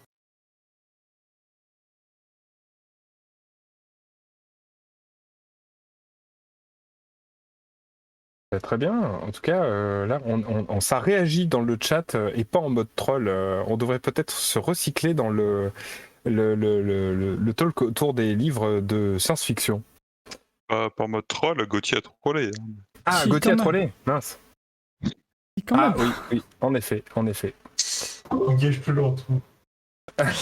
Salut Tlap. Eh ben écoute Tlap, je pense qu'on allait conclure, mais si tu veux nous rejoindre sur Discord et parler d'un bouquin, parce qu'on en a un peu parlé hier soir, si t'as une idée d'un truc que tu veux nous présenter, je pense que c'est encore jouable. Ah ouais, complètement. Comme ça on a eu 6 intervenants dont un annoncé, et on sera au sommet de l'orga. Je crois que c'est un record. Hein. Ah, mais du coup, ces séances, ça a été super dense. Ouais. Mais c'est comme tu veux, si t'as pas envie et si t'es pas dedans, mets juste un message et comme ça on fait la petite conclusion qui va bien. Après, si vous voulez, je peux aussi vous parler du blend. Hein. Je vous fais un retour des 2 jours, y a pas de problème. Hein. Le déchaînement des tests end-to-end à ce point, bah écoute, bon déchaînement. Ok. Ah bah ce sera pour une prochaine fois. En tout cas, ça a l'air d'être un sujet. Enfin ouais, c'est le déchaînement quand même. Les mots sont durs. Hein. Ah, les termes sont lâchés, les mots ont été dits. Et du coup, Arthur, ouais, si tu veux, Ouais. on peut finir la soirée, un petit débrief de ce que tu as vu sur le blend. Hein. Allez, un petit débrief. J'ouvre juste en parallèle l'agenda. Alors, je vais pas vous saouler avec quelque chose de trop dense. Hein. Si tu peux expliquer ce que c'est le blend. Alors, ouais, je peux effectivement. Alors, moi, c'était ma première. Hein. C'est une conférence qui existe peut-être depuis 4 ans, quelque chose comme ça. Je voudrais pas dire de bêtises, donc qui se déroule à Lyon, qui se déroule au centre des congrès, juste après le parc de la Tête d'Or. Le coin est assez charmant, c'est très très sympa, on est bien accueillis et tout. Je connaissais pas du tout. Moi, je suis plutôt un habitué de Mixit et des confs réalisés par les associations autour du Lyon Tech Hub. Là, on est plutôt sur une autre famille un autre type de conférence, un peu plus luxueux, en tout cas dans le standing. Donc c'est pas forcément ce vers quoi je vais assez naturellement. Mais surtout, ce qui est très particulier avec le Blend Webmix, c'est que ça mélange la tech, donc qui est plutôt notre métier à nous, avec le design, avec le marketing. Alors design de code ou design UI? Non, design UI, Ok. mais au sens large. C'est-à-dire que je suis même pas sûr que ce soit UI uniquement pour des produits genre pour des sites web ou des applications. Ça pourrait être le design d'un pot de yaourt. Je suis à peu près sûr que ça a sa place au blend. Hein. Alors ça attirerait peut-être pas des foules, mais on est pour moi sur de l'UI au sens large. Il semblerait que le temps n'ait plus d'effet sur toi, puisque entre 2013 et 2021, il y a peut-être un peu plus de 3 ans. Ouf.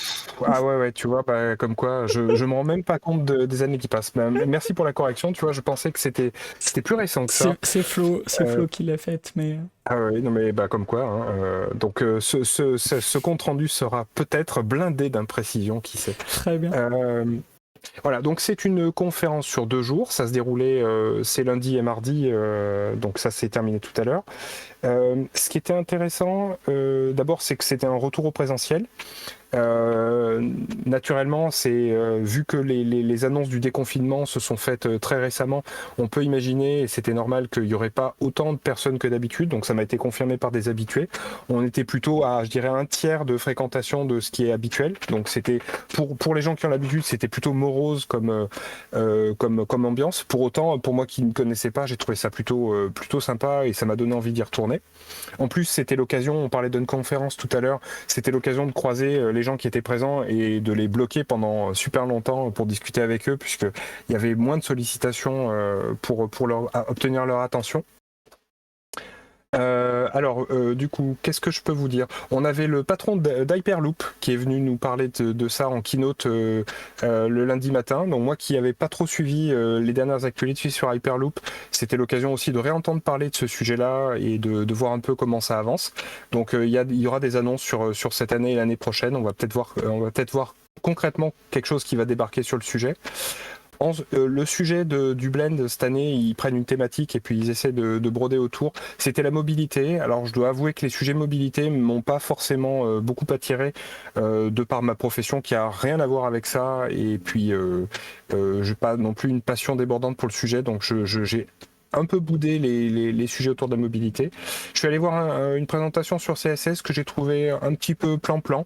Ça s'appelait CSS est facile, quelques lignes avec la dernière approche techno, framework à la hype, on fixe tout. C'était par Nicolas Hoffman de ProtonMail. J'attendais pas mal de choses de ce talk, mais je suis resté un peu sur ma faim. C'était beaucoup de portes ouvertes autour du fait que choisir une techno, c'est pas quelque chose d'évident, c'est pas quelque chose qui se fait à la légère, que le refactoring, ça demande de s'impliquer aussi, que être le seul développeur CSS dans une équipe où il y a 8 personnes, c'est pas évident parce que ça demande de donner de l'attention à tout le monde, donc c'est pas facile, voilà. Enfin, donc rien de très nouveau, je pense, par rapport à ce que nous on peut connaître aussi ou qu'on peut transposer à nos métiers à nous. Ça veut pas dire que c'était pas intéressant. C'était intéressant par exemple de voir l'étape de transformation du projet ProtonMail par rapport à ses débuts sur les plateformes collaboratives de financement participatif jusqu'à nos jours. Donc ça c'était pas mal. Ensuite je suis allé voir PostgreSQL, l'outil de transformation de vos données métiers. C'était intéressant pour moi qui ne suis pas du tout utilisateur de PostgreSQL de découvrir ce que quelqu'un qui est plutôt biaisé côté base de données va vouloir faire rentrer comme règle métier à l'intérieur de sa base. Donc nous on a plutôt tendance justement de par les approches autour de DDD à faire strictement l'inverse de ça, mais c'est justement aussi méconnaître, en tout cas moi c'est mon cas, les fonctions qui peuvent exister au sein de Postgre et du coup qui peuvent servir dans des cas d'utilisation. Par exemple, moi j'ignorais totalement que dans PostgreSQL il y a tout un tas de types prévus pour stocker des adresses IP, des adresses MAC ou des choses comme ça. Donc peut-être qu'il y a une famille d'applications ou alors la géolocalisation aussi, avec le module PostGIS. Donc j'ai trouvé intéressant ça a alimenté une réflexion de se dire, voilà, peut-être pour certaines applications ou certaines parties de mon application, c'est peut-être pas dans du code métier au sein de ma couche domaine, mettons, que je vais traiter, mais peut-être directement dans la base en disant ok, j'engage un couplage fort avec la base de données, mais au final ça va me coûter le prix de m'y engager et le prix de me désengager si je me rends compte que c'est une mauvaise idée. Donc voilà, moi je trouvais ça plutôt chouette. J'ai boudé la présentation sur la plongée dans la révolution Kubernetes. Apparemment, c'était pas mal du tout. Mes collègues plutôt non tech sont allés voir ça, ils ont trouvé ça très bien. Moi, je suis allé voir les terrains du design, donc un peu pour faire écho à ce que disait Colin, où dans les confs, c'est bien aussi d'aller voir des sujets où on serait pas du tout allé parce qu'en fait, on n'y connaît rien. Et je suis tombé donc vraiment dans une présentation vraiment orientée design au sens large, donc aussi bien de site web mais que d'initiative, designer une initiative collaborative, donc quelque chose de très très large. J'ai trouvé ça intéressant, mais surtout ça a été donc le nom de la présentation, c'est les terrains du design cadré décadré. C'était très intéressant, donc ça, c'est l'idée générale, c'était de dire il faut aller dans le détail, puis de temps en temps il faut prendre de la hauteur pour regarder l'ensemble, puis ensuite il faut retourner dans le détail, etc. et faire comme ça cette alternance de zoom et de dézoom. Et l'autre idée, c'était de dire que finalement dans les produits qu'on design, il faut peut-être introduire de plus en plus une dose de fiction. C'est intéressant, ça fait écho peut-être à l'intervention de Florent et la science-fiction. Voilà, on a mis une dose de fiction dans notre soirée lecture par rapport à la dualité habituelle entre forme et fonction. C'est-à-dire que quand on fait un site web, par exemple, on se pose la question de à quoi ça sert et de à quoi ça ressemble. Et là, ce qu'on nous dit, c'est qu'il faut mettre l'utilisateur au centre et il faut raconter au travers de l'expérience utilisateur ce qu'on va vouloir faire au travers du site. Je vous le fais très très simple, je suis pas designer, donc je vous dis vraiment ce que j'en ai retenu. Moi, ce qui m'a plu, c'est que j'ai l'impression qu'il y a énormément de démarches autour du design, un peu comme nous, on a nos démarches autour du domaine driven design et d'autres communautés dont vous pourriez faire partie. Et là, c'est une communauté que je connaissais pas du tout, et donc la curiosité fait que j'ai bien envie de suivre ça. Le speaker, c'était Alok Nandi, je suis à peu près sûr que c'est quelqu'un de très connu dans son domaine. Voilà, pour moi, c'était une première. Alors, il y a des petites questions, je me permets de tâter. Gnuk nous demande, en gros, c'était du design thinking ? Probablement. En tout cas, le terme a été lâché et il y avait quelqu'un qui était certifié design thinking dans la salle et il y a eu du design thinking bashing. Donc oui. C'est marrant comme c'est un peu la même chose que nous, par exemple avec Scrum, où il peut y avoir des certifications Scrum et ensuite des gens qui vont bâcher Scrum en disant ils se sont trompés en fait, ils sont allés trop dans un seul axe et il faudrait peut-être reprendre le principe de base, les fondamentaux et arrêter avec ces histoires de certification. Et Tlap qui nous demandait tout à l'heure si les conférences ont été filmées, est-ce qu'elles vont être rediffusées en ligne ? Alors, le modèle économique, c'est une conf qui est payante, Blend. Le pass 2 jours, je crois, était à 250 balles. C'est pas non plus ahurissant. Du coup, il y a une primauté pour les gens qui étaient inscrits d'avoir ces vidéos, je crois, pour 6 mois. Et je pense qu'après, elles seront lâchées dans le public. Ok, donc Donc l'année voilà, ça va mettre un prochaine. petit peu de temps. Mais c'était tout filmé, il y avait GL Events qui était présent, c'était un événement organisé en partie par eux. Et donc normalement, oui, on devrait avoir les vidéos à un moment donné. Voilà. Quoi d'autre? Je reprends les confs. Alors ensuite, qu'est-ce que j'ai fait d'autre? Oui, je suis allé voir. Ah oui, ça c'est des sujets fascinants pour moi. Je ne connais absolument rien au SEO et à l'exploitation de nos données personnelles et comment est-ce qu'elles sont collectées sur les sites web. Donc je me suis pareil invité dans une présentation où il y avait que des gens du marketing très très intéressés par l'utilisation de Google Analytics pour aller construire des KPI dans tous les coins. Et c'est très amusant en fait d'y aller et de voir un peu comment l'utilisateur que je suis la plupart du temps dans les sites web. Ah, la nouvelle servitude volontaire, Romain nous montre ça. Oui, c'est tout à fait ça. On donne nos données pour le ciblage publicitaire et effectivement derrière il y a le machine learning, il y a le cloud, la collecte de données, la réagrégation, les projections, les diagrammes, tout ce qu'on peut imaginer, les podiums, le taux de conversion. Et alors vas-y que ta métrique elle sert plus à rien, que avec le RGPD qui programme la fin des cookies tiers sur les navigateurs, les modèles vont changer et ça va tout passer côté back-end. Enfin bon, c'était assez riche, mais c'est surtout intéressant de voir comment on est vu en tant qu'utilisateur de site web par la population qui traite Google Analytics. Bon, j'ai pas été déçu. Ce sont des professionnels, c'est sûr, mais bon, voilà, et l'éthique dans tout ça. Ça, c'est ma réflexion personnelle. Et enfin, la première journée, je l'ai terminée avec. Voyons voir, c'était quoi? Non, je suis pas allé La voir ça. révolution des usages grâce à l'informatique quantique?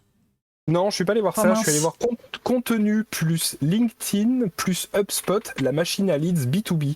Donc pareil, je suis allé en pur imposteur dans une conférence où on s'intéresse aux prospects. Et donc finalement, comment est-ce qu'on construit la relation avec le prospect dans le temps? Donc comment en gros on le repère sur LinkedIn? Comment ensuite on lui envoie des mails à lui, mais à tous les autres, en essayant d'avoir une relation personnalisée, mais elle n'est pas si personnalisée que ça, parce que le temps c'est de l'argent, donc en fait le but c'est d'écrire le plus possible à tous ses contacts, tout en n'ayant pas l'air de le spammer. Donc il y a une subtile crête à avoir entre une relation personnalisée et une automatisation débridée, c'est ce que permet HubSpot. Et donc voilà, on avait des présentations d'outils et des combines qui peuvent être utilisées par rapport à comment se construit une relation dans le temps, quand est-ce qu'il faut envoyer un mail de relance, quand est-ce que c'est mort et en fait on s'est complètement loupé dans notre relation face au prospect, comment est-ce qu'il ne faut pas oublier qu'une fois que le prospect est devenu un client, il faut continuer à s'occuper de lui. Enfin voilà, pareil, une plongée dans un domaine qui n'est pas du tout le mien et je me suis dit bon, alors c'est pas mon métier. Sur le SEO, tu as trigger des trucs comme on pouvait s'y attendre, mais j'ai pas forcément le noter. Et effectivement, sur le ciblage sur LinkedIn, je partage avec Yandros. Ouais, c'est pas encore au point, vu ce qu'on reçoit quotidiennement. C'est pas encore génial leur truc. Hein. Ah ben je vous confirme que c'est vraiment. Ils ont en fait des interfaces d'administration. Enfin, ça on pourrait imaginer ça, des interfaces d'administration où en gros tu peux balancer une sorte de pseudo SQL qui va te permettre de récupérer tes prospects, les contacts que tu as. Ou alors les mécanismes sont très très amusants. C'est du genre un concurrent à toi a posté un message sur Twitter et du coup il y a eu plein de follow, plein de commentaires de gens qui ont réagi. Machin. Du coup, tu te dis, ce sujet-là, moi je le traite, je suis le concurrent de la personne qui a écrit le message initial. Donc, toutes les gens qui ont répondu sont potentiellement des gens intéressés par ce sujet. Je vais en faire des contacts LinkedIn, je vais les rajouter à ma base de données et ensuite je vais leur envoyer une communication ciblée parce que, a priori, c'est que le sujet les intéresse. Donc, ce qu'on laisse comme trace sur Internet, c'est du pain béni pour les gens qui font la chasse aux prospects. Voilà, je connais pas du tout ça, je n'ai pas de compte LinkedIn, j'en ai toujours pas très envie, je dois dire. Mais c'est vrai que c'est super intéressant ce genre de truc. Donc effectivement, si vous devez retenir une chose, allez dans ce type de conférence, pas forcément le blend, mais faites l'imposteur dans ce genre de truc. C'est très très intéressant aussi en tant qu'utilisateur pour voir comment ça marche. L'envers du décor, hein, c'est vraiment personne se cache de la façon dont ça fonctionne. Hein. C'est pour ça c'est vraiment très très bien. Le mardi, je vous rassure, c'était plus court. Et puis il y a des choses dont je vous dirai tout de suite, n'y allez pas, c'était horrible. Donc cybersécurité, j'ai utilisé la règle des 2 pieds. Je suis pas resté. C'était au bout de 15 minutes, j'étais encore à la présentation de la boîte et du personnage qui nous faisait la presse. Donc j'avais encore rien appris, c'était horrible. Et puis on se caillait, il y avait une clim d'enfer. Donc je suis allé à IA e-commerce, qui était très bien. Une présentation très très intéressante sur qu'est-ce qui se prépare autour d'un produit qui s'appelle GPT-3 et qui permet d'aller par exemple créer des fiches produits automatiquement sur des plateformes de vente type Amazon, type ManoMano, je connais pas du tout, mais le gars a parlé de ça. Directement, vous avez en gros une base qui est un carnet de produits et vous pouvez générer des fiches produits en automatique et adapter par rapport à la plateforme de vente. Donc, et pour un effort minime, donc c'est des SaaS, hein, tout ça. On nous parle de 150 € pour créer 3500 fiches produits. Donc laisse tomber, un humain, il peut pas rivaliser avec ça. Et c'est forcément en SaaS puisqu'on nous parle de 160 gigas de mémoire pour arriver à faire tourner la plateforme d'IA qui permet de faire ce truc-là. Donc voilà, ça se prépare. On a vraiment des transformations importantes dans notre métier. Peut-être des choses qui avaient été prédites pas dans Hyperion, mais dans j'ai oublié le nom, les Cantos, je ne sais pas. Qu'est-ce que j'ai vu d'autre? Ensuite, je suis allé voir Innovation, Design, Productive Change. Ça, c'était très intéressant sur la partie de prototypage avant de se lancer dans la réalisation d'un MVP. Donc ça, la personne s'appelle Adam St. John Lawrence. Je vous recommande vraiment, je suis sûr qu'il a fait d'autres talks sur le sujet. J'ai vraiment beaucoup aimé à la fois le rythme et le propos. C'est limpide. En 1 heure, on comprend tout sur les mock-ups, le fait qu'on va faire de la merde et qu'on va itérer dessus et qu'ensuite ça s'améliorera au bout d'un moment. Donc vraiment, voilà, si je dois dire, Adam St. John Lawrence, très très bon en présentation, vraiment excellent. J'en ai plus que 2 à couvrir et après je vous fous la paix. Ensuite, je suis allé voir la présentation d'Arnaud Lemaire, comment réconcilier architecture logicielle et problématique métier, une introduction au domaine driven design. Du très classique, mais très bien. Moi, ça m'a permis de raffermir certains concepts autour de DDD sur lesquels j'avais encore quelques doutes, notamment au niveau de l'agrégat ou du lien entre bounded context, solution logicielle, équipe au sein de l'entreprise. Une chose qu'il a dite que j'ai beaucoup aimé, c'est quelque part l'architecte logiciel, le premier architecte logiciel de l'entreprise, c'est la RH, parce que en définissant que tel groupe de gens travaillent ensemble, bah, quelque part il y a déjà des boundaries, des frontières qui sont délimitées par la RH. Donc bon, c'est des petites choses comme ça, mais c'est toujours bon à prendre. Et le dernier talk auquel je suis allé, ah ben non, je l'ai sauté puisque je suis tombé sur des gens et j'ai fait une on-conf à la place. Voilà, et je vous déconseille la keynote de fin. C'était une philosophe qui a essayé de nous parler de mobilité, et honnêtement, j'ai rien compris. Je suis extrêmement déçu, et alors je voudrais que ça reste dans la private joke, mais je suis obligé de la faire. Tu n'es pas allé voir. On a développé une appli pas comme les autres par Olivier Berny. Eh bien non. Eh bien non, je voudrais que cette prévenu par mon réseau. Joke reste Prévenu privé. par mon réseau. Eh oui, non, prévenu par mon réseau, je ne suis pas allé voir cette présentation. Alors déjà, ça ne m'intéressait pas, mais en plus, ça ne m'intéressait pas. Voilà. Mais effectivement, non, c'était très riche, c'était très varié. Je pense qu'il y avait vraiment pour tous les profils, toutes les envies, à la fois, parce que vous pouvez aussi avoir des passions perso qui peuvent être couvertes par certains des sujets qui étaient présentés. Voilà, moi je revendique effectivement cette approche d'imposteur dans les conférences, justement pour découvrir des choses voilà, par l'intérieur. C'est vraiment très très intéressant de faire comme ça, j'aime beaucoup. Et puis voilà, et puis sinon en termes de conf, c'était très bien. Et c'est le retour au présentiel, donc c'est quand même pas si mal. Gauthier. Alors, qu'est-ce qu'il a dit, Gauthier? Gauthier, mais par pitié. sa dernière intervention, c'est ça, Cléop? Je ne sais pas si c'est pertinent. J'en connais qui ont lu la moitié d'Instagram et qui ne savent rien de la physique quantique. C'est énorme. En termes de ressenti général sur la conf, donc là tu nous as fait un peu ton programme, mais le ressenti général, si on doit le, je sais pas si c'est pertinent, mais le comparer avec d'autres confs que tu as pu faire en termes d'ambiance, tu dis c'était un peu plus classe, un peu plus huppé, Ouais. mais j'ai entendu quand même des Arnaud Lemaire, enfin des gens qu'on a l'habitude de croiser très très clairement. Qu'est-ce que ça change sur le déroulé de la conf?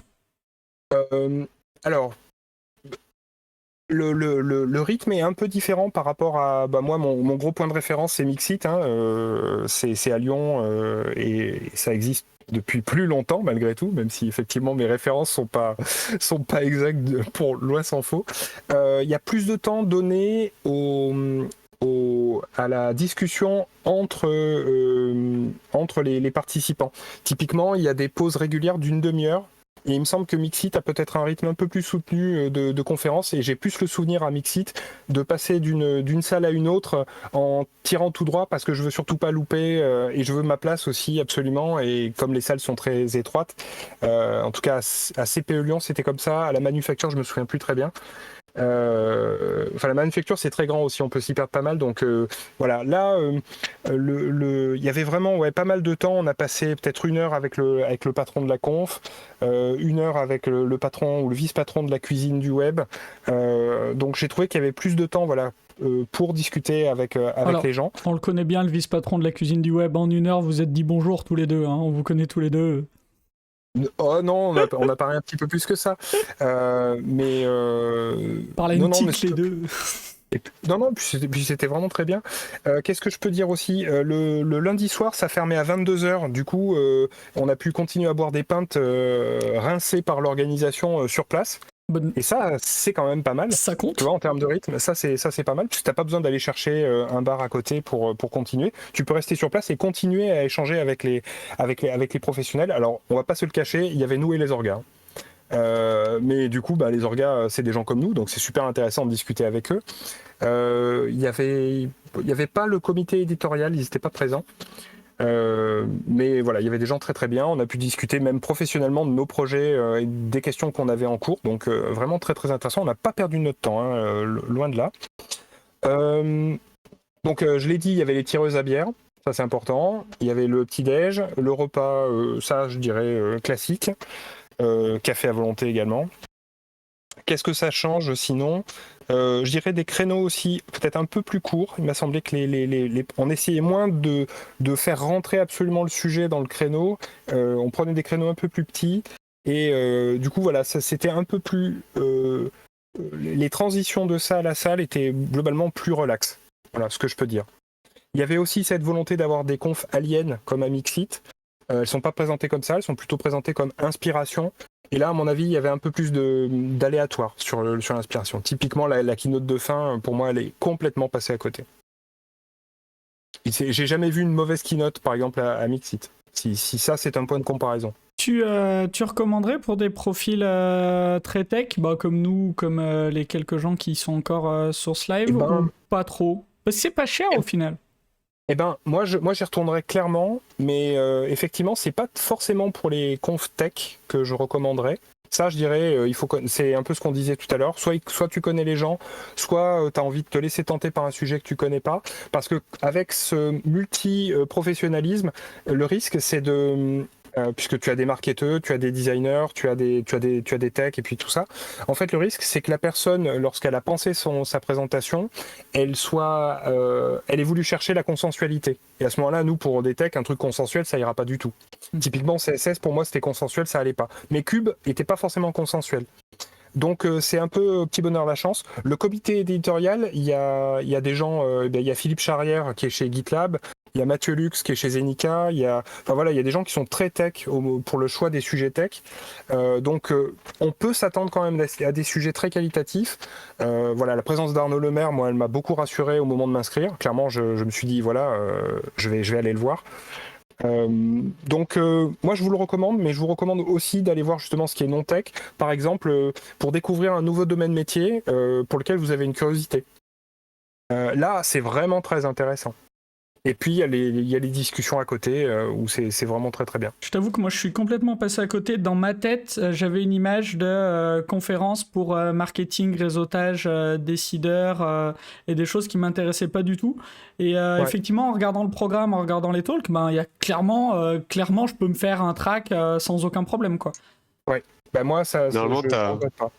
Normalement, justement, t'as 3 tracks. T'as une track dev, une track design et une track de business. Ouais.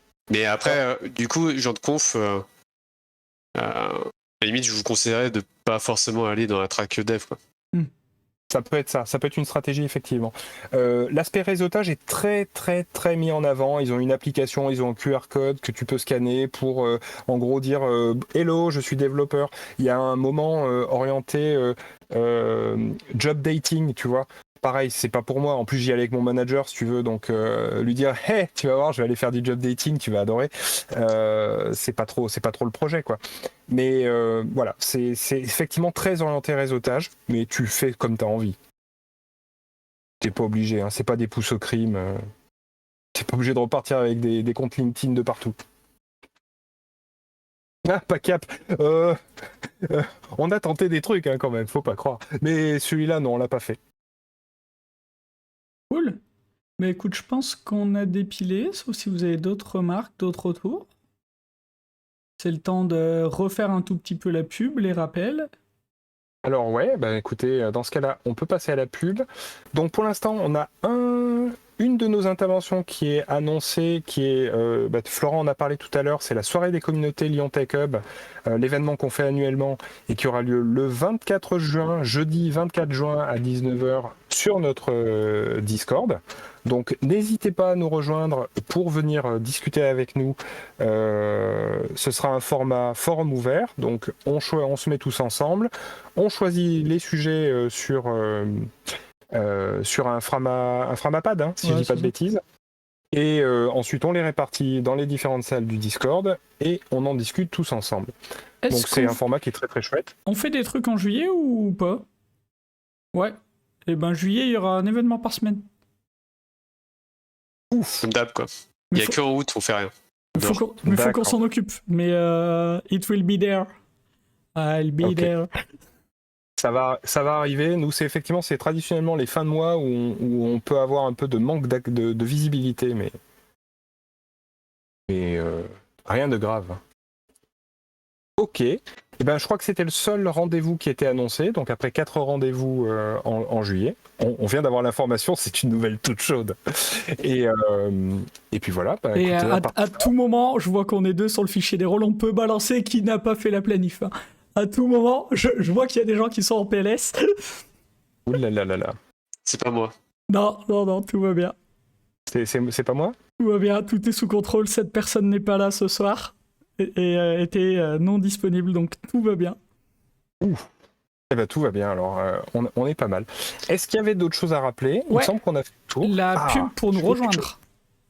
Ah oui, la pub pour nous rejoindre, c'est vrai. Eh bien, parce qu'on est une association et on se fend la gueule et c'est super et vous avez forcément envie de nous rejoindre. Donc aujourd'hui, on est 7 membres actifs à se partager 4 rôles. Donc il y a le choix des sujets, l'animation, la planification et les coups de bâton. Ils sont pas très forts. Hein. Et globalement, non, c'est le rôle qui consiste à vérifier que tout le monde a bien fait son taf. Et donc évidemment, si vous nous rejoignez, c'est cool pour tout le monde parce que plus on est de fous et moins il y a de taf. Et ça, c'est quand même cool. Voilà, donc n'hésitez pas à nous rejoindre. On est ouvert aux propositions. Et n'hésitez pas à nous rejoindre d'ailleurs tout de suite sur notre Discord, puisque quand on va clôturer, on restera peut-être un tout petit peu dans le coin pour manger des glaçons et prendre des douches froides en live. Parce qu'il fait définitivement beaucoup trop chaud. C'est clair.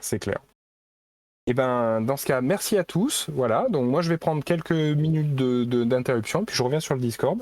N'hésitez pas à nous rejoindre, c'était bien cool. Est-ce que vous voulez faire un rôti, les gens? On peut, ouais.